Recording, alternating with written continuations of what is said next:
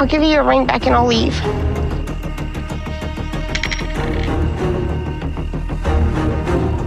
I can't tell him that. I can't tell him. You have to. I can't. He's never gonna forgive this. How is he gonna forgive that? She called me a liar. She called me a scammer.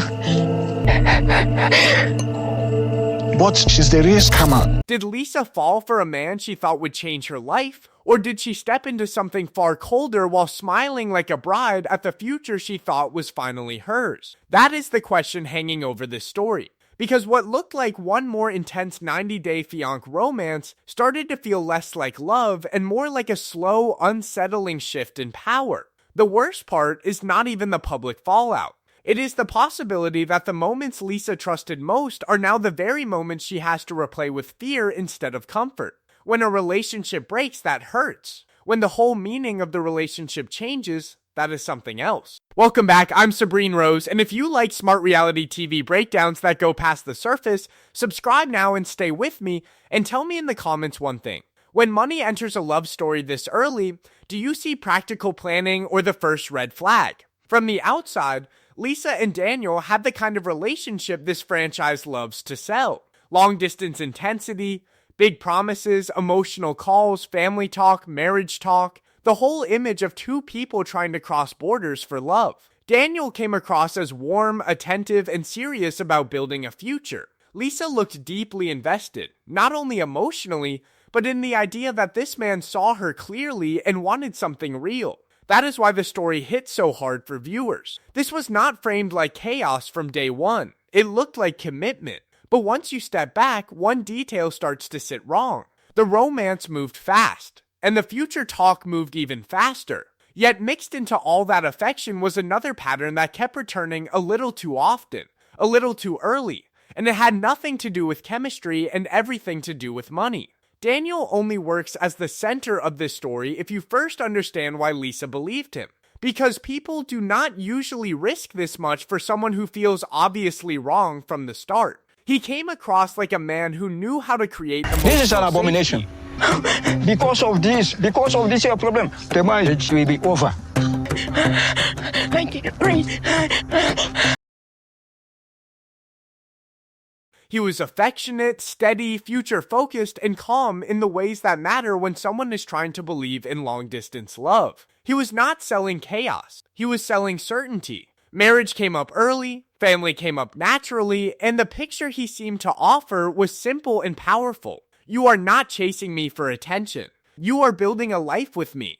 For someone who wanted commitment instead of confusion, that kind of energy can feel less like pressure and more like relief. That is also why this gets uncomfortable so fast once money starts slipping into the frame. Not because couples should never discuss finances. Serious couples do that all the time. If two people are talking about marriage, moving countries, combining lives, and dealing with immigration stress, then practical conversations are normal. That is the fair reading. And it matters, because not every awkward money discussion is proof of a hidden plan. Sometimes adults are just trying to figure out how a future would work in real life. But tone matters, timing matters, frequency matters, and this is where the story stops feeling clean. The planning talk does not seem to stay in its lane. It starts showing up inside the romance, inside the promises, inside the future building language, until it becomes hard to tell where emotional commitment ends and financial structure begins. The idea of merging starts sounding less like distant logistics and more like a repeating theme.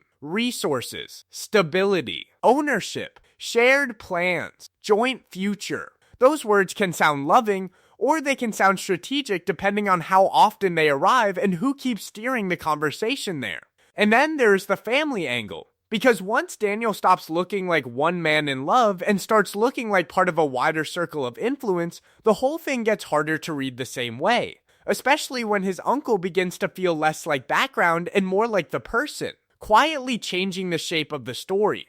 The uncle matters because he changes the mood of the story. Without him, this could still look like a private relationship with some messy conversations about money, marriage, and the future. Once an older family figure steps in, the same ideas start to look more respectable, more grounded, and easier to accept. Advice from a partner can feel personal. Advice from an elder can feel like structure. That is how risky things sometimes get wrapped in something that looks safe, not through force at first, but through approval, guidance, and the quiet pressure of sounding reasonable. On the surface, nothing about that is automatically suspicious. In many families, marriage is not treated like two people floating through romance alone. It comes with discussion, expectations, practical questions, and older relatives who think they are helping. So the fair reading still exists here. An uncle talking about planning shared life or financial order does not instantly mean something crooked is happening. It can look like tradition, it can look like care, it can even look like protection. But the problem starts when those same words stop feeling supportive and start feeling directional. Guidance turns into steering.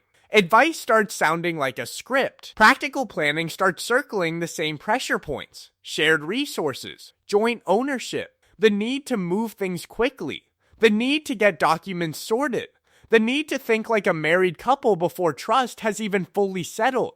That is where the emotional temperature drops. Because now the uncle is not simply making the relationship feel serious, he is making it feel organized. And once that happens, earlier warmth starts to look different.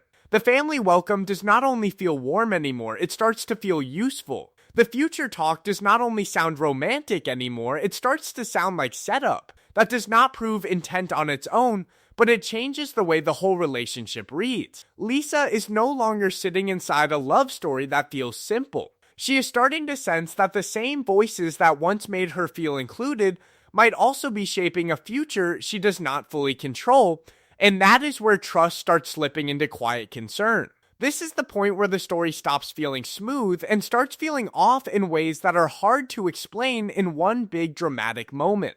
Because suspicion usually does not arrive like thunder, it arrives like repetition, like little details refusing to sit still. Plans changed, certain promises got pushed back, explanations sounded close enough to work, but not clean enough to settle the nerves. One conversation pointed in one direction, then the next one nudged somewhere else. If this was only about love, why did the practical side keep jumping to the front of the line?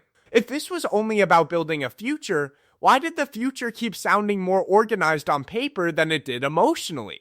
And why did Lisa seem to be working harder to hold the story together while the story itself kept slipping in her hands? What makes this stage so painful is that the split had already started. Publicly, Lisa was still defending the relationship, still protecting the image, still pushing back on people who thought something felt wrong. That part matters because nobody wants to admit, especially out loud, that the thing they fought for might be the thing undoing them. So on one side, she is still standing by the romance. On the other, the private doubt is growing teeth. That is the trap. The more you defend it publicly, the harder it gets to face what you are noticing privately. And the details keep stacking.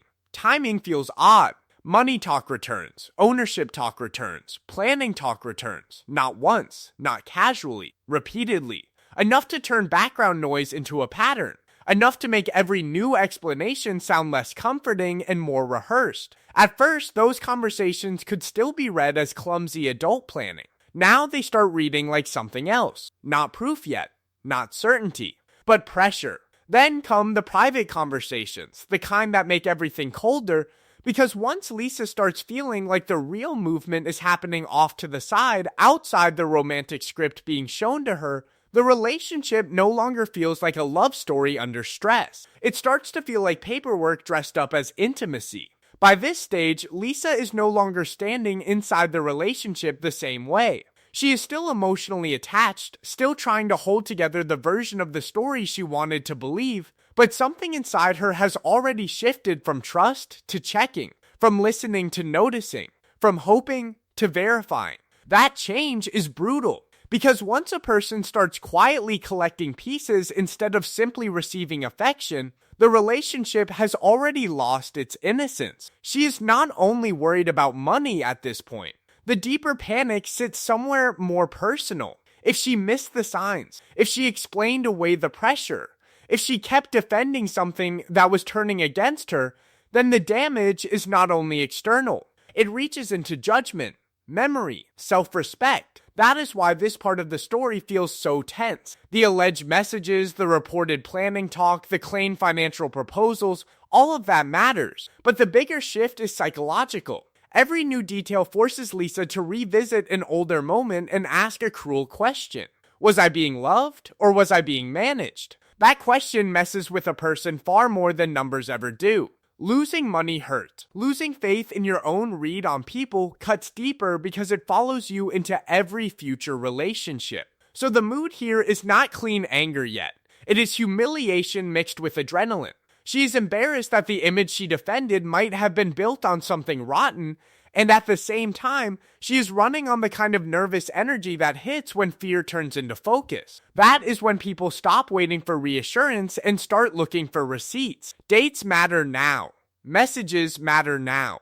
Documents, if they exist, matter now. Patterns matter now. The little things she once pushed aside stop looking little. And once someone reaches that point, the relationship is no longer being judged by romance. It is being judged by evidence, by consistency, by what holds up when emotion is stripped away, and Lisa is now close to the moment where staying quiet starts to feel more dangerous than whatever happens next. When Lisa finally brings it to Daniel, the temperature changes instantly, because concerns that had been growing quietly in her head now have to survive contact with his version of the story. And this is where the conflict gets sharper. Because the argument is not only about what was said or planned, it is about what those things mean. Lisa is looking at the pattern and seeing intent. Daniel, at least from the way this kind of clash is framed, is looking at the same pattern and pushing back with explanation, context, and denial.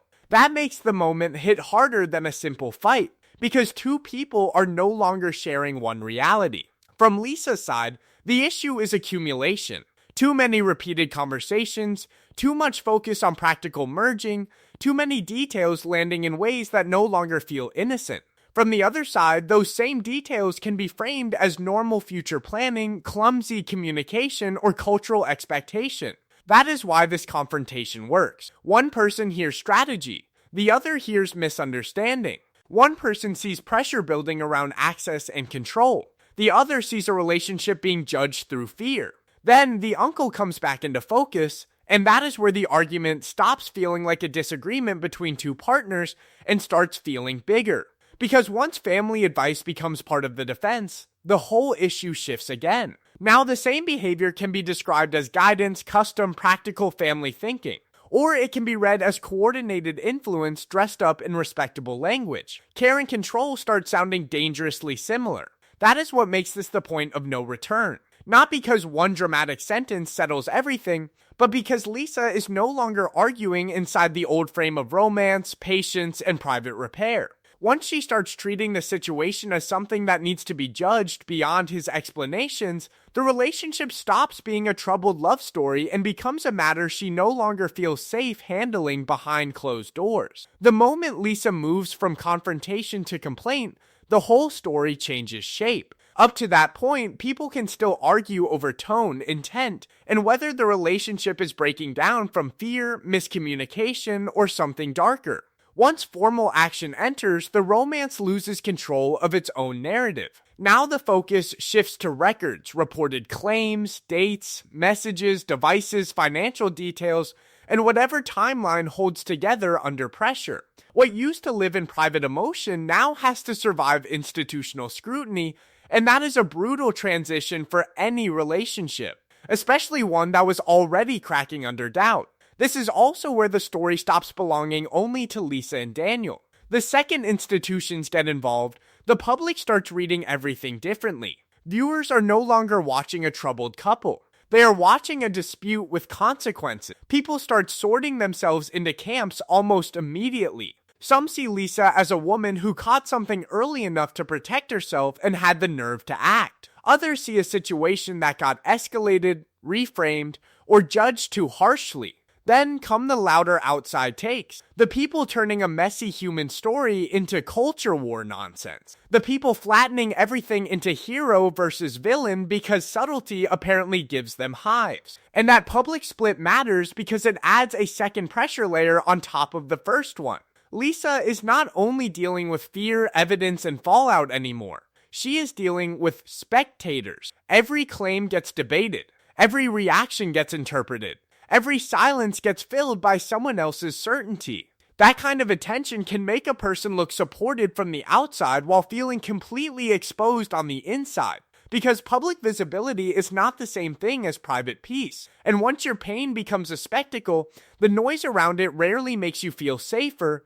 Now, after the noise comes the part people rarely sit with long enough. Because the aftermath is not loud in the same way, but it cuts deeper. Lisa is back, the distance is real, the relationship is shattered, and now she has to live with the kind of silence that follows public chaos. This is where shame creeps in. Not only grief, not only anger, but that private embarrassment that asks why she trusted what she trusted, why she defended what she defended, why the version of the story in her head lasted longer than the warning signs trying to break through. And once that spiral starts, memory itself stops feeling safe. The sweet moments do not stay sweet. The promises do not stay comforting.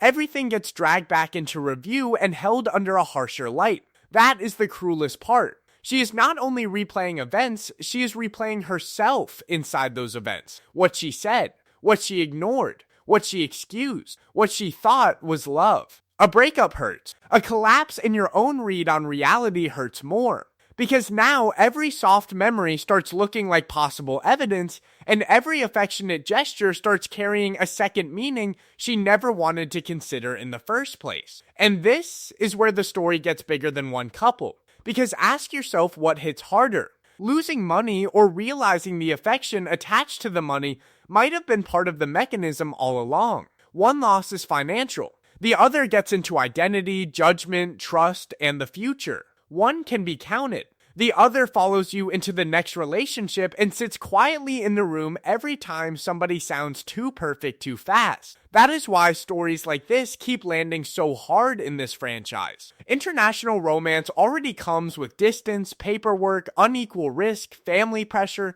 and different expectations. Add money, speed, and emotional dependency, and the line between commitment and leverage gets thinner than people want to admit. This is the part where the story needs a cooler head.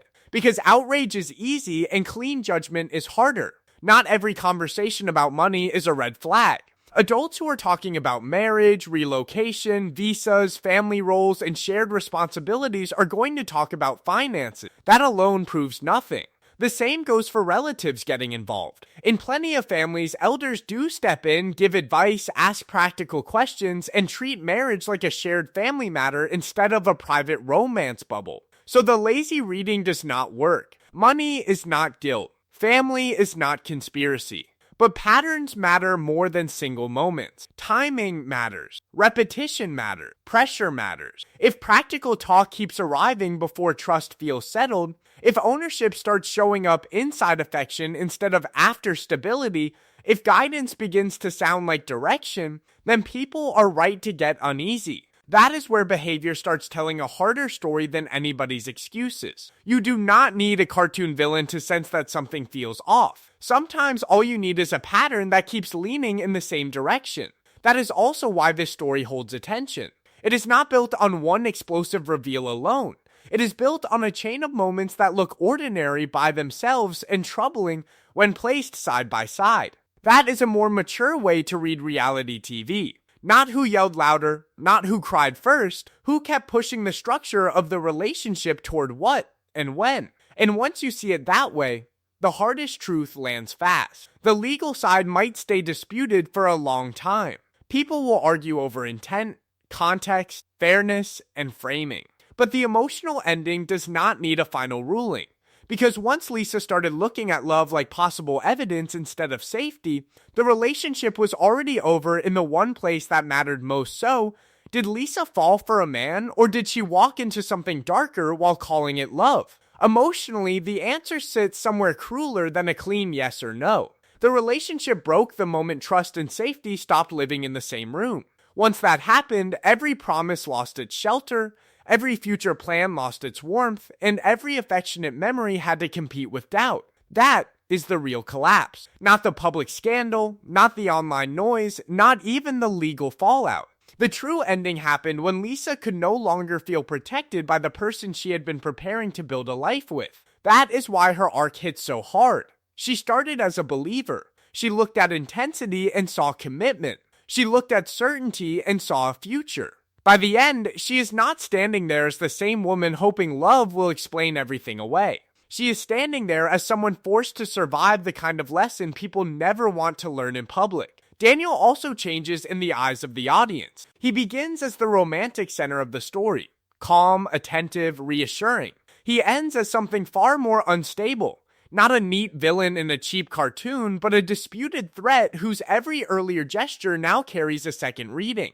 And the uncle matters because he made the whole situation feel wider, heavier, and more organized than one messy relationship falling apart on its own. The hardest takeaway is simple. Love without boundaries is not devotion. Sometimes it is exposure dressed up as trust. That is why this story lingers, because it is not only about one couple breaking,